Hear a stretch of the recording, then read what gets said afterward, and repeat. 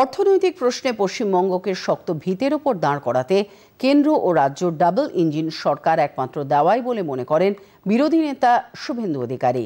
বস্তুত বিজেপি বিরোধী অন্য যে কোনো রাজনৈতিক সমীকরণই পশ্চিমবঙ্গের প্রেক্ষিতে এখন অপ্রাসঙ্গিক বলে শুভেন্দু অধিকারী মন্তব্য করেছেন। আলটিমেটলি বাংলায় বিকল্প হচ্ছে বিজেপি, কারণ কংগ্রেস টেস্টেড আর রিজেক্টেড, সিপিএম টেস্টেড রিজেক্টেড, তৃণমূলও টেস্টেড এবং রিজেক্ট হওয়ার পথে।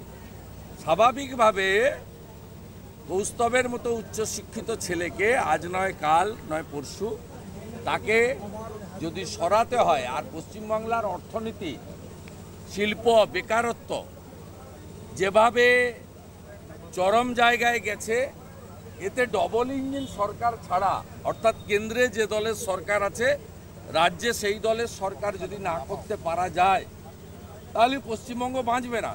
এর সমাধান একমাত্র হতে পারে ডবল ইঞ্জিন সরকার, উত্তরপ্রদেশ, আসামের মতো কেন্দ্রে এবং রাজ্যের একসঙ্গে মিলে কাজ। আগলি বার মোদি আবার